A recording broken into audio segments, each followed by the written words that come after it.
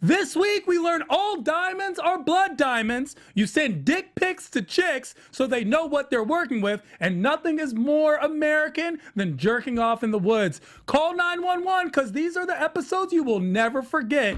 We are talking Ramy, Season 1, Episodes 3 and 4, A Black Spot on the Heart, and Strawberries. Remember, parental advisory is advised. The AfterBuzz After Show starts right now. You're tuned in to AfterBuzz TV, the ESPN of TV talk. Now, let the buzz begin. We learned so much this week. Oh my gosh, so much. And then here we are, and it's good to have an actual panel with us this week. Because, so you can have a conversation. Yeah, it nice. was good. It was good. And I feel like we should be on the show Ramy. I feel like Ramy should have black friends, and it should be us. Absolutely. Yeah, that's the thing. Ramy, holla. Yeah, Ramy, you need to know. And if you don't know who we are, my name's Tehran. I will be hosting this Ramy after show. So we're talking Season 1, Episodes 3 and 4. But I am not alone. I am joined by the wonderful and beautiful Nikki Bailey is in the building. Ahlan wa haslan. Wasahlan. No, wasahlan. Ahlan wasahlan. Ahlan wasahlan. Yeah, there we go. All right. That's what it is. Ahlan wasahlan, everybody. Exactly. All right. I love I'm it. learning. And that's the thing. That's actually part of our special segment. We will be teaching one Arabic word every single after show, just so we get a little bit more acclimated to the story. And this is an American story. A lot of people think this is an Arab story or it's a Muslim story. This is very much an American perspective to show absolutely. Ramy. It's an American perspective that we haven't heard before. And I'm very impressed with the show and these episodes overall. What were your overall thoughts, Nikki? I am loving the show. And I agree. It is an American story.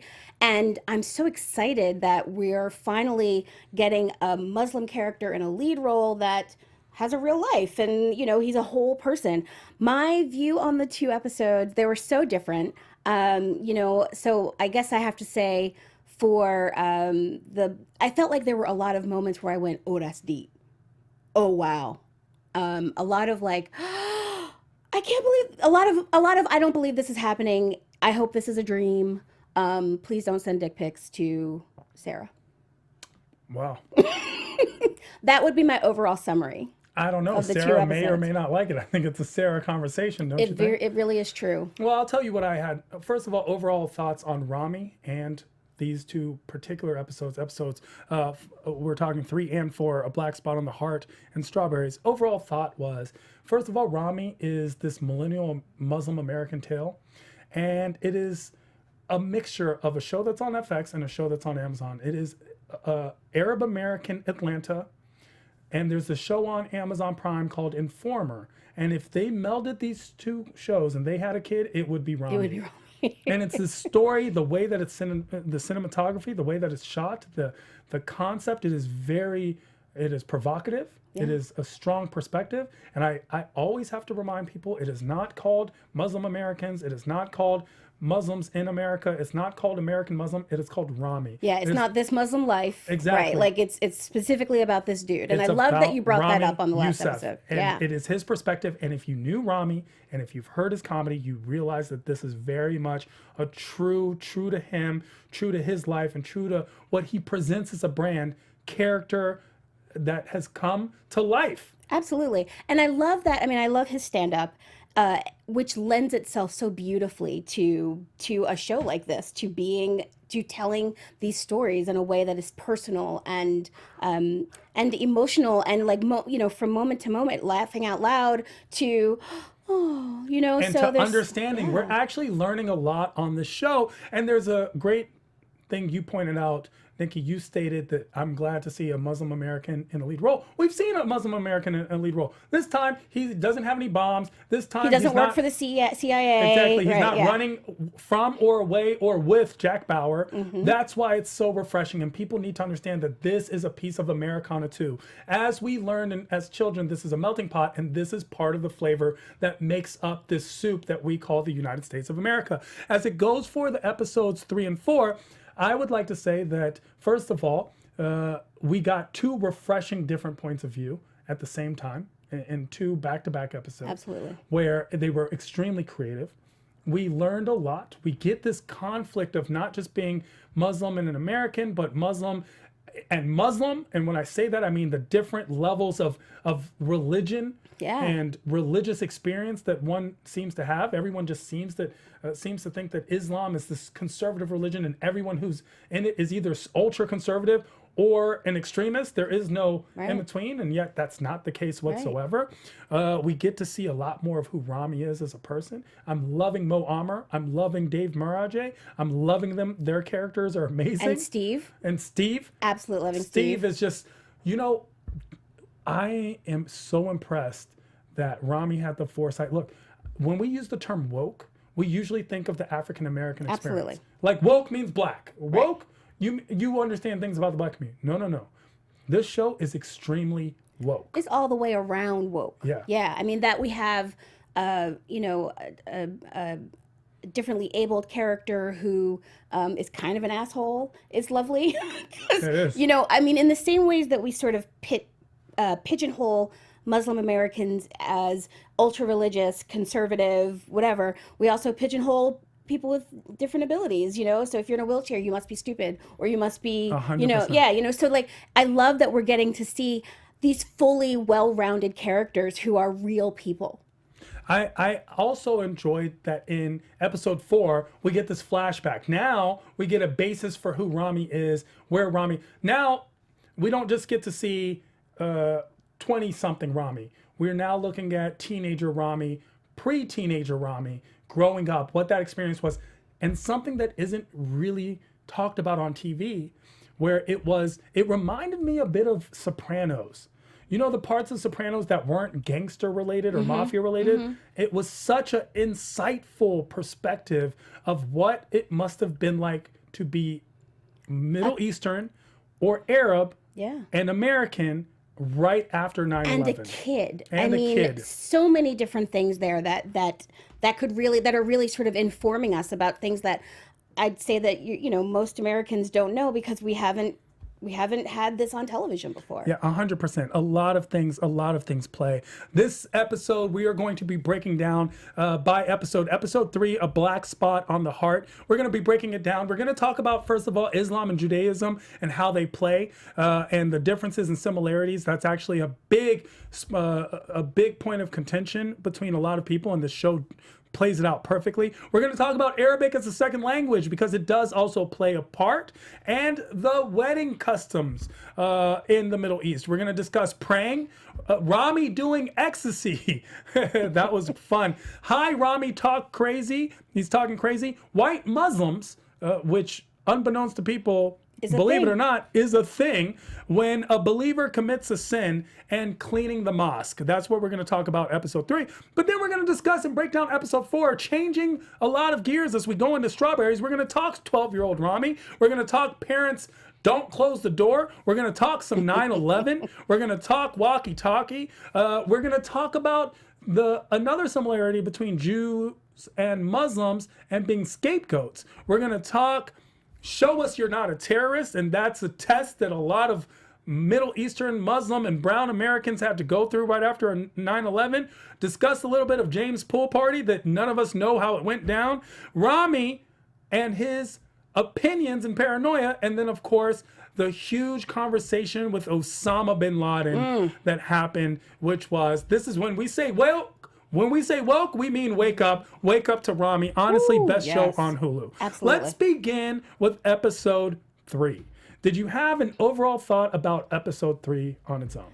I think that my overall thought about episode 3 was there were just so many moments of deep wisdom. I really felt like, even before he got to the mosque and had his moment about, the black mark on the heart, the black spot on the heart, like I felt like there were all these little tidbits of, some good, some bad, but like little jewels that you're getting from his friends. So Mo and, what's the other guy's name? Mo and... Ahmed, yeah. Dave? Dave. Yeah, Dave. What's Dave's character's name? Is Ahmed. Okay. Yeah. So that they were giving him advice on the way into the party about sending a dick pic, and then after the next day, obviously now after the game you can't do it. So I there were just so many lovely little nuggets. The whole thing with Ramy talking to Steve's mom and like his sort of, getting into the sackcloth and ashes of like Steve's gonna die, and you're like this is sick and twisted, but also weirdly beautiful. Like it's so well written that I just was living for every moment. Listen, here's the thing about Ramy, the show, okay? Ramy Youssef, if you know Ramy, this is his show. This is Ramy in person. This is Ramy incarnate. This is who he is. Episode 3 with the black spot on the heart, they always tie it back in. They do so with talking about getting a black spot on the heart every time you commit a sin, and then you have to clean it off. And then, of course, Ramy goes through and cleans the mosque. We see that as he is basically revealing himself to us, he's revealing himself to himself. And we see that throughout episode 3. We learn about Ramy through his actions and not his words. The show does not ever need to hit you on the nose. It is there, and you interpret and understand it. And we learn a little bit about Ramadan and the differences of how people react to this basic pillar of Islam, this one ritual where this custom and tradition and holiday for all aspects of American interpretation of a tradition that exists within Islam, right? And we learn that some people take Ramadan very seriously, others do not. And that's the thing we have to understand. People are just people, and that's the point of Ramy. And just like any Christian, just like any Jewish person, some people observe the holidays, some people don't. Like I love that we're getting to see that that there are what's the word? Oh God.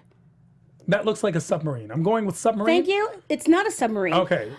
Sounds like scale. That there's sort of a scale of how spiritual or religious people are and how they aren't. I preferred submarine. Let's talk submarine was Islam better. and Judaism, because we get that feel when we meet Sarah. Sarah, of course, coming off the cutie from last episode, who's the niece of the person who's buying the watch, the watch buyer from the religious watch buyer. He's a Hasidic Jew, so you see that Sarah's coming off a very religious family, is part of a very religious family. I'm assuming that her family's Shomer Negia. Shomer Negia, of course, in Judaism is a tradition that's very conservative. It's part of the Chabad, and it is a situation where most girls don't touch guys don't touch girls, they only touch family members or people they're married to. It's a very conservative sect of Judaism, and I'm only saying this because of the tradition as we see him fully observing Shabbat, meaning there were no lights on, there were only candles. He couldn't open the door. The door was already open. Exactly, because you're not supposed to do any business. And so he did it the most Jewish of ways, which is to do it within the confines of Shabbat. And I know how this works, because many times I found myself being basically the goyim, the Shabbat goyim, the shomer, where you're the person in the family, because my family is half Muslim, half Jewish. Oh wow! Right? So you see this where basically in a lot of Jewish households, if you're in a building in Israel, the elevators just go up and down. No one's there. You can't push the buttons, but it does go up and down because you're just using it. You're not the one utilizing it. Actually, you don't have to exert the effort of pushing the button. Exactly. So now we see that Sarah comes from this kind of family, but she's not that person. In fact, we learn about this layer that she lives in her own floor of the house. Which is amazing, because you're talking about being in Brooklyn and you have a whole floor, so you come from a wealthy family. It's one of those fabulous brownstones. Sure. Yeah. And she's having this party. She's having a party and people are there, and she's getting it on with Ramy, and she's enjoying Ramy's company, and Ramy brings the crew. Oh my gosh, the crew. Yeah, Mo and Ahmed come along.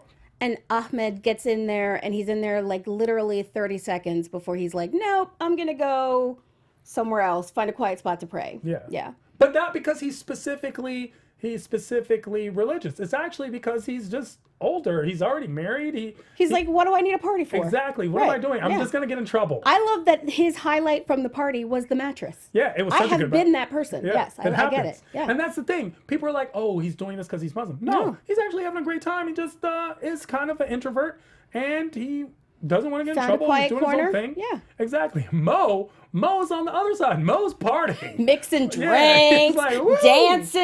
Yeah. I loved it. Yeah. And I love that Rami and Mo both have moves. Yeah, they do. Yeah. And that's the thing. So now we see Rami and Sarah. How do you like that? I loved Relationship. the energy when they first started. I love how easy the joking was and how, they obviously have a similar sense of humor.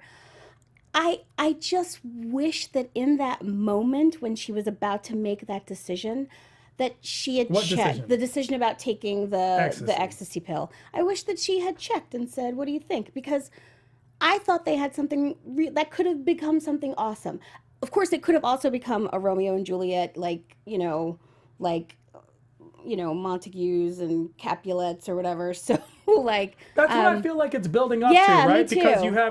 you have Uncle Nassim and of course Sarah's uncle, and they are kind of at odds, but they're kind of uneasy allies. And that's actually something you see a lot in that community is, oh, I hate Arabs, I hate Jews. Wait, my good isn't your friend? best friend Arab? Isn't your best friend Jewish? Yeah, he's a good one, but the other ones, like, and so you learn a lot. And we also get a nod to that when Rami's father says, we can't be anti-Semitic, we're also Semitic. Right, And right. it's because everyone is basically one people. Yeah. And nowhere do I see that more than in my own family, right? Wow, I see yeah. that a lot. So it's a concept where on my father's side, my family's Muslim and Zoroastrian, and on my mother's side, my family's Baptist and Jewish. Wow. And that's like directly my grandparents. So Wow. everyone had a tradition, everyone had a culture, and and I saw that blend. And this is what you see where Sarah, who's not religious, she's Jewish, she's the ish part, and Right. she says it up front. And then Rami, who's extremely Americanized, is actually kind of Muslim, more Muslim than the rest of his family. Yeah. He's in many ways, he's the one who takes it all very serious, and he takes Ramadan extremely seriously. We've learned that Rami doesn't drink or do drugs, and in this one we learned that he's never done, like, he Never hasn't done done it, never ecstasy, tried anything. anything. Yeah. And so here we go. He's like, I don't do drugs. I would first like to say I would like to come to a holiday at your house because your family sounds amazing. The food's probably amazing. That was what I wanted. I wanted to acknowledge that. The other thing I wanted to acknowledge was, I loved this. I think we all have this idea that if you are a strict adherent to whatever religion you are, then you have to follow the rules. Sure. And so I think that what we're seeing Rami sort of figuring out, how do I have this in my life and have it be an important part of my life, and still be the right kind of Muslim, to be Muslim enough to be, And so I really felt like, that struggle of like, well, I want to be with this girl, but I don't want to cross this line. Yeah. And that's a huge choice. And like, how do you navigate? And the character is what, 23? And that's a lot to navigate. Like, you're navigating sort of, how do I live most fully as the person that I want to be, and in faith with my religion, and also how do I like get some? Yeah, how do you reconcile? And here's Yeah. the thing: it's a perfect example of how we pick and choose what our religion says. Oh, totally. And I have this conversation where it's like, so let me understand: you hate gay people because your religion says it, even though it only mentions it 6 times, but it tells you to love your neighbor 114 times, but you forgot that part. Right. This is where Rami has premarital sex.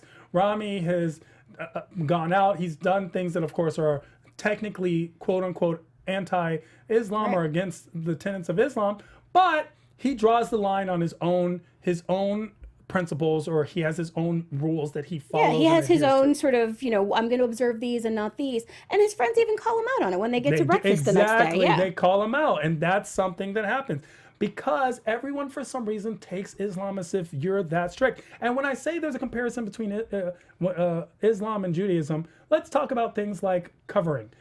A lot of Jewish women also cover, except they happen to use wigs. Mm-hmm. So it's not their own hair that's being shown. The dress is very similar. When we go to the mosque, we realize something, that the men and women are separated, Mm-hmm. and the men never go to the women's section. And Mo even is like, why would I ever go there? It's the women's Right. Like, section. it's not like you can just walk up to a Muslim girl and be like, can I have your dad's phone number? Yeah, it's like a concept, right? So Right. these things all play, and we learn that. But in temple, especially conservative temples, it's also very similar, where Mm-hmm. men and women are separated, and it's just different.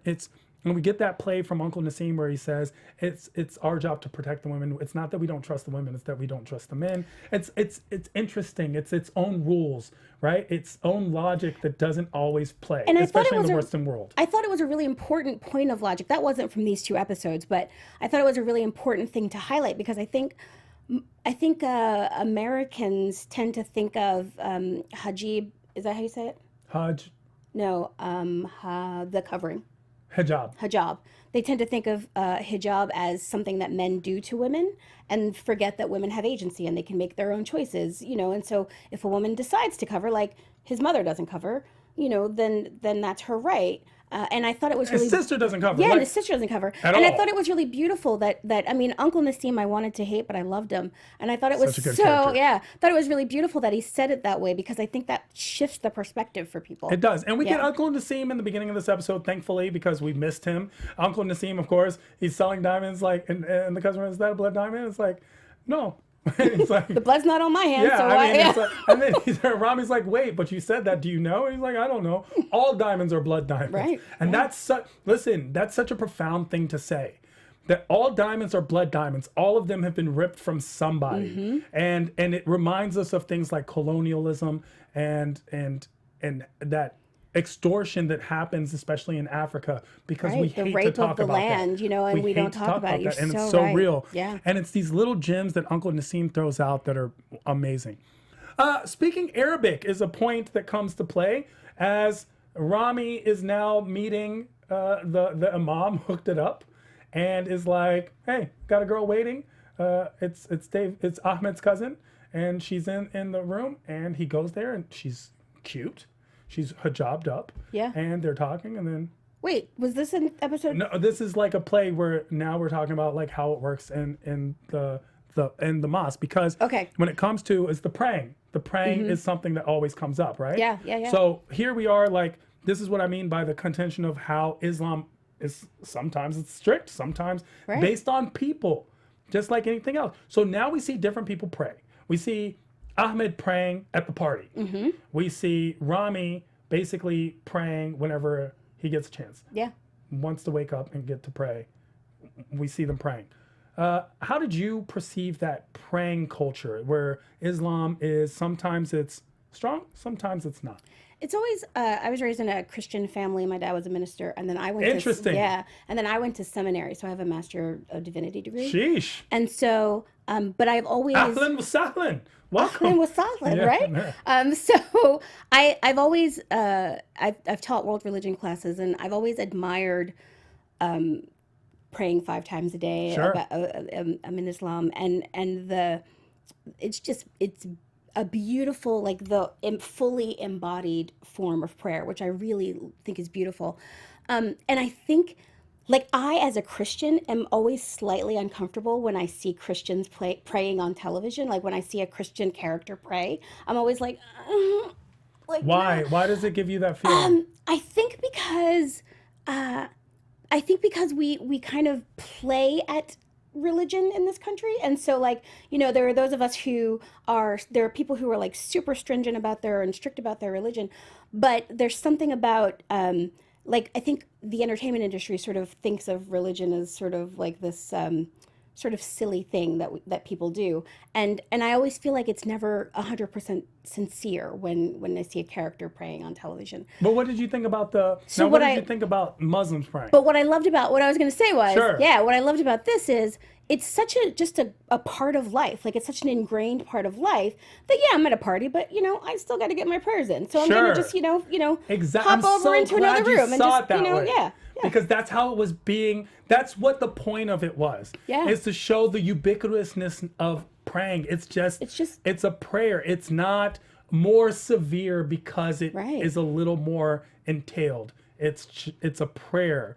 The way you would pray.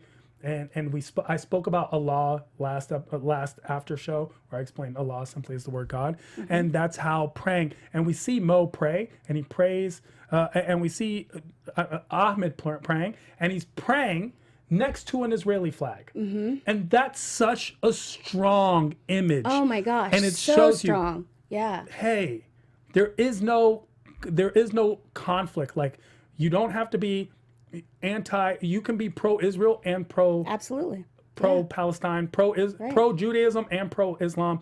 And that's what that scene showed. Yeah, so beautifully. It was so without nice. like having to whack us on the head with it. It was exactly beautiful. Yeah, exactly. it was absolutely beautiful. So Arabic as a second language, we see them speak Arabic in front of English speakers. Does that make you uncomfortable when people speak foreign languages in front of you? No. A lot of people do feel uncomfortable. Really? And we see that in the scene where they're speaking, and of course Steven's there, and they're speaking Arabic, but then they say random things in English. And Steve's like, "Go fund me." Yeah, Like, exactly. Exactly. Yeah. So Arabic is the second language. A lot of times, even when I'm within a group of friends that are speaking a foreign language and I can join in, I do join in. It's just a natural comfort zone. It's not on purpose. Yeah. We're not hiding something. Oh, absolutely. Yeah, I think that's just a part of sort of our Americanisms is that we, that whole, even the most progressive of us have, I'm sure had that thought, why aren't they speaking English? Yeah. Mind your business. They're not talking to you. Exactly. And so yeah, no, I thought that was, and I loved how easily they flow back and forth between Arabic and English and I love Steve. Steve did not care. Steve's just sitting there. Exactly. Like, Steve's like, yeah, Steve's just like, whatever, F you. Like, I don't. And yeah. we get the concept that Steve is around. Steve, because before there was a sense that maybe Steve and Rami were just work friends. And he kept maybe his kept lives them separately, separate, but he doesn't. But yeah. no, he brings them all together, which is a big thing because I personally don't often bring all my You don't friends let your together. worlds collide? Sometimes I don't. I do. As I've gotten older, but especially when I was young, I didn't. Yeah. And so it's so nice to see Rami show that effect of what happens when your worlds collide. We're talking about collision. Rami does ecstasy. No, it was weed. Oh, it was weed. Yes. Yes. He takes Steve's last He weed takes gummy. a weed gummy. It was a weed And gummy. it was 100 milligrams of Yes. THC, which is a lot. Yes. If you don't do the drugs. And has an amazing trip. Yes. And I meant as in he did the metaphoric ecstasy because he watched Sarah do it. Right, exactly. He's like, I've never done anything. And I'm he does you it. just spur of the moment, Exactly. yeah. But he does this very potent gummy.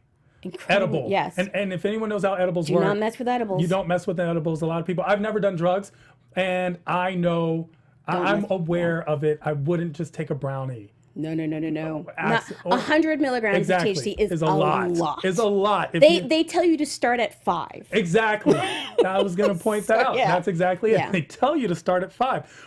And now this new Rami comes out. This I don't know if it's enlightened Rami. Is it free Rami? What would you call this Rami? I think it's pensive Rami. Ooh. I think he's like I think he's just open and the thoughts are flowing. Yeah. And he doesn't have a filter anymore, so he just says what he wants to say, even if it's traumatizing poor Steve's mom. Yeah. I mean, he went to Steve's house and he just dropped some too much truth. Too much truth. I It was mean, like, shut it down, Rami. Come on, man. He's like, you don't. I don't know how you must feel. You gave birth to half a person. Like he's just. Is that your fault? Yeah. Wow. Yeah, he's gonna die. You look at him. Most parents think they're gonna die first and then their kids, but your kid's gonna die. You're gonna have to get a baby I casket. feel for you. Yeah. Oh my gosh. it was- They're cheaper. He just says crazy things. And you know what's even better is that Steven isn't even mad. He's just like, oh, Rami. Right. Like he's not sad. Which makes me think that maybe this is just sort of Rami to the nth degree. So Steven's like, all right, he must be like this at least a little bit on the everyday, so that now that he's at this level, He's Steve's not even just embarrassed. like Steven's Steve's not just like, embarrassed. whatever, dude, just go home. Yeah, just go Yeah. home. You've done too much today. Go home, come back again tomorrow, basically. Basically, a yeah. feeling, yeah. Yeah. And it gives you a sense. Now, we've felt that Steve and Rami are very close. We've seen Rami holding Steve on the bathroom, which means, hey, we're really good close friends. And we're getting that sense. So that's actually a nice tidbit to know because it does play in episode 4. We also see a white Muslim. We go into the mosque and Rami's feeling some type of way. He goes to the mosque and he sees a white Muslim. And that's something that people forget. I didn't know there were white Muslims until I lived in New York. Did you really not? I did not know, and I was in my late 20s by that point, and I was teaching a world religions class, and we went to visit a mosque, and I was like, there are white people here. There are. I had no idea. There are a lot of white Muslims. America especially has a lot of white Muslims. There was a huge influx of Muslims through the 80s. And then a lot of people converted. And it was definitely, we're talking about... Well, Islam is the fastest growing religion in the world, right? It is. Is that true? It's a very... And it has a lot to do with the population booms overseas. Right. I mean, we're talking more about India and Indonesia in a lot of those aspects, because a lot of people don't realize that the Middle East only contains something like 25% of all Muslims. Most Muslims, and this is an interesting point, is when you talk about terrorism, quote unquote, you're really, unbeknownst to you, are just saying Arabs, right? You're saying Middle Easterners, because no one's afraid of an Asian guy who gets on a flight. Right. And that's what most Muslims look like. Most Muslims would look Asian. Most Muslims would look Indian. There are something like 300 million Muslims in India. There's almost a billion Muslims in Indonesia. You're talking 800 million Muslims in Indonesia. And something like maybe without Iran, you're talking about a population of 100 million Muslims in the Middle East. So there's roughly about as many Muslims in the Middle East as there are Christians in Nigeria. Wow. And people forget to put these things into scale. I don't know that people could put it into scale because they don't know it to begin with. I didn't know all that. So And then you look at America and there's just a lot of white people. And of course, inevitably, some would convert and some would grow up. I actually have a friend who's also a comedian, Ahmed Weinberg, who comes from a Jewish family, and his family converted before his birth and named him Ahmed. Wow. So he is Ahmed Weinberg, also a comedian, and so you're probably going to see some things from him as well. So we see this white Muslim, and it makes you, the audience, just like you, who didn't know there were white Muslims until you were in New York, it makes people realize there are white Muslims in the world. And that's what the point, and it was, and this white Muslim knew things. They are devout. Was well studied and had and knew the language and could go back to, and pull wisdom. That was beautiful. Yeah. And you see that a lot with converts. Converts are usually the ones who are a little more devout. They're the ones because you make a choice. They made a choice. Yeah. It's not cultural. It's not traditional. Right. It's something where you've maybe researched or thought about it, and then you made a choice, or you found religion, and so they're a little more devout. And this is a case where we see this white Muslim who's a devout Muslim. Yeah. And Rami's still high at the mosque, and that's a conflict of interest, right? And he decides, with this concept of cleaning spots of sin off his heart, how do you clean off sin? How do you determine what is wrong and right? That's a core value in this. He decides to clean the mosque. Yeah. I mean, it reminds me of doing a mitzvah. Like he was like, I have this thing I need to purge, and so to do that I'm gonna clean metaphorically as I clean literally. And that's exactly what it was. And then of course we see the Nike shoes. His Nike shoes play their own part, and they always go in the same exact box. So that's a tidbit in our Easter egg that we would like to see. Very Ramy thing to do. Now we're going to get into episode 4. And episode 4, which was very heavy, was also a lot more simple. And the reason why it was simple is because it deals with 12-year-old Ramy coming to life and the day during and after 9/11. So that's 12-year-old Ramy, who's doing two things: coming of age and coming about and representing himself as an Arab American post 9/11 in North Jersey. Which was heavily affected. Exactly. Because you were talking ground zero. Now the places that were the most affected by 9/11 are New York City and Washington, D.C., because that's the two places the attack took place. Yeah, I was in New York on that. I was in Washington, D.C., Wow. and we were in school, and it was just a very crazy time. Where were you at 9/11? I was in seminary. It was my first day of class in seminary. Wow. And I woke up to a phone call from my mother freaking out, and I'm like, I'm so far away from the World Trade Center. What are you talking about? I thought she was having a dream. So yeah. It was a crazy day, a crazy few months there to walk around the city and see soldiers with guns and to smell it all the time. The smell lasted forever. Yeah, so it was a lot. And that's why it's just such an atrocity. It was just it was definitely a big deal for us entirely as a nation in the United States, and that's something where when we say never forget, that was a date. But it also affected a lot of Americans, and Ramy displays this as a 12-year-old Ramy is just growing up. I mean, we see him dealing with not jerking off. He's on ICQ, which is a precursor to things like AOL online, and it's out there like it's a messaging service where people would go on and you would log in and it would use the phone line and you would get on the computer, and he's learning about sex from other people because his parents obviously aren't going speaking to have to that him. conversation. They're with them. not. Yeah. It's not an easy conversation to have. Rami explains it where he says, boys, girls, no boys, boys, no boys. And that was about it. That's the extent of the conversation. So 12-year-old Rami, we see him with his parents, the younger family. His dad says, don't close the door. Were you allowed to close the door, Gerald? No. Oh my gosh, So no. It's not anything different. Yeah. It's not different. Parents are like, don't close the door. I feel like that's an ethnic thing. I don't know if white people do that because I've never lived in a white people's house, but like I definitely know that my black parents were just not about that. Yeah. You know, when it comes to an ethnic thing, I would say it's not just ethnic. I would say that Southern culture is closer to ethnic culture than it is to what we think of white culture. I would agree.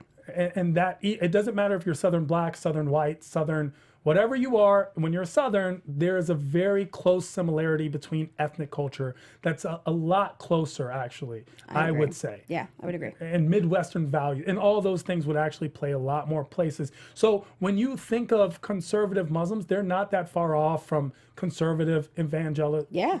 So, No, like not you at would all. see some very similar attitudes towards things. Not that that's the case with Rami's parents. Rami's parents are actually pretty cool. They're just also very foreign. We hear the word fob meaning fresh off the boat. And it means a very recent immigrant. You're acting as if you just got here from that third world country. You're still acting very fresh off the boat, very immigrant-like. Yeah. So that's what fob means. There were some questions on that. I wanted to ask you, his parents called him Habiba? Habibi. Habibi. Now, Habibi is a term of endearment, okay? Habibi, and for a girl, it would be Habibti. Habibti. Okay? Yeah. So Habibi, but you could also say Habibi. Habibi is a term of endearment. It's like my dear, you know, like it's a sweet thing to say. Oh, Habibi. And it's a very sweet thing to say. It is sweet. So, so you should call people Habibi. Habibi. In Okay. Farsi, they Aw. would say June. June. Yeah, June. Like my life. Oh, It's I very love- similar. I like Habibi. I think I'm going to use that. It is. now. It's Yeah. a term of endearment, and it's a sweet thing, and a lot of people use that for their children. Yeah. Habibi. We also see Hayati Cafe is the name of the hookah lounge. Hayati means my life, and it's also a term of endearment. You would Yeah. say that Hayati. A parent would say that to a kid. A lover would say that to their lover. Hayati. Hayati. Hayati. Yeah. I'm going to have to spell it since you taught me that all of the letters are heard. Yeah, it's You're gonna have phonetic. to It's spell- phonetic yeah. languages. So every letter is basically pronounced. So you Yeah. pronounced everything. So I'll spell it. So if you were spelling Habibi, it's Habibi. Okay. Habibi, and that's Love it. Habibi. Habibi. Yeah, it's a cute thing, and it shows how endearing his parents are to him. And then of course they give him a walkie-talkie instead of a cell phone. Something very immigrant parent, by the way. Be like, oh, what does a phone do? It talk. Who do You're you- walking and talking. Yes, What? it's the same thing. They give him a walkie-talkie. Now he goes to school. He's dealing with this whole concept of, is he going to jerk off? That was the thing, and that's actually They made a pact. why is that a normal? That is a normal thing that Super every kid normal. goes through. Yeah. It doesn't matter what race or religion you are. Absolutely. Everyone goes through that. Adolescent, puberty, pre-puberty. What is sex? How is sex? Yeah. And of course, Rami lies about jerking off. He's never jerked off, and he doesn't even know how really.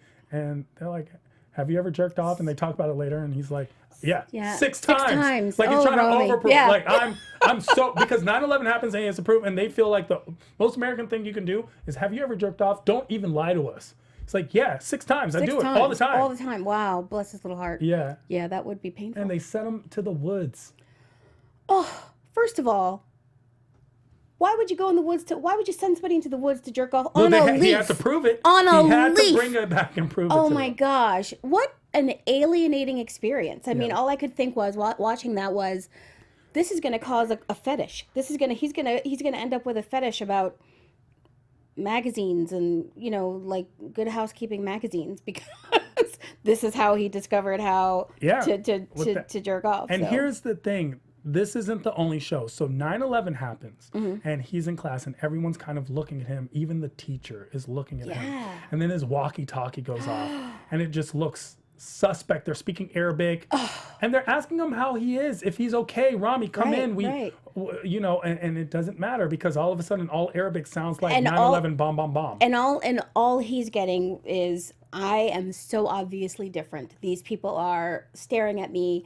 They know. It was almost like he got outed in a way. Like suddenly a difference that was there that didn't mean anything suddenly means something that it never did before. Yeah, and that's where we get he gets uninvited to James's pool party, which we find out from the dad. So they canceled the pool mean. party, and then he goes to school and realizes, why weren't you at James's pool party? And he realizes the pool party had happened. That is so mean. We see the friends, of course, alienating him. And his close friends, James and all those guys, they're all of a sudden treating him different, and he feels very different. Yeah. We also see the dad put up an American flag, something that happened all across. American flags, the sales just went astronomical, but especially Middle Eastern people were putting up American flags to show their solidarity or be American. And also like the idea that, like, you know, we're forcing people, especially around that time, American, like our society was forcing people to prove you were loyal by condemning terror, like as though that would be necessary, which it was outrageous to me. So and I felt so it was heartbreaking when the dad was putting up the flag, and he looked at the neighbor, and he was like, the neighbor dismissed him. You're part of the problem. And that was a line. Show us you're not a terrorist. Yeah. And this is the question. Like, if I asked you, do you speak Swahili? Do you? No. Prove it. Right. Exactly. Yeah. How do you do something that you don't do? Yeah. And that was that feeling, that tense, and it made us as an audience so empathetic. This is Rami. He looks different, but now he feels different. Yeah. And it was, and I think they did the eyebrow thing on purpose, where the eyebrows were like thick and full, and you could see it, and you could just tell this Rami now he feels Arab. He feels Egyptian. Yeah. He's never He's felt other that. now. He's other. Yeah, he's been He's otherized. other. Yeah. And that's the thing. And then we see how Jews and Muslims are both scapegoat. And when I say that, I mean, here we have a group of people, and especially Uncle Nassim goes, none of the Jews came to work. The Jews weren't there. They weren't in the, and scapegoat. And on the other hand, Muslim scapegoat, it's like everyone's pointing fingers at everyone else and not realizing the fingers needs to be pointed at the bad guys. Those are bad people. And there are good and bad people in every community, no in matter every what, community. no matter where you come from, there are good and bad people. Yeah. But the worst of the worst person shows up in a dream. Osama Bin Laden. Rami starts thinking his parents are possibly terrorists. They have these walkie-talkies. He has a walkie-talkie. Even he gets caught up in the hype and hysteria a little. And then he has this dream, and Osama shows up. And they talk about strawberries. I had this moment when that happened where I was like, I hope Rami doesn't get in trouble for having an Osama Bin Laden character. Like, I was just like, that's bold. It was bold. That was bold. It was bold. It was brave. And the guy looked like Osama Bin Laden. Yeah, like that was just. I was like, and I legitimately wrote down, is it too soon? Is it too soon? because you know, people were so.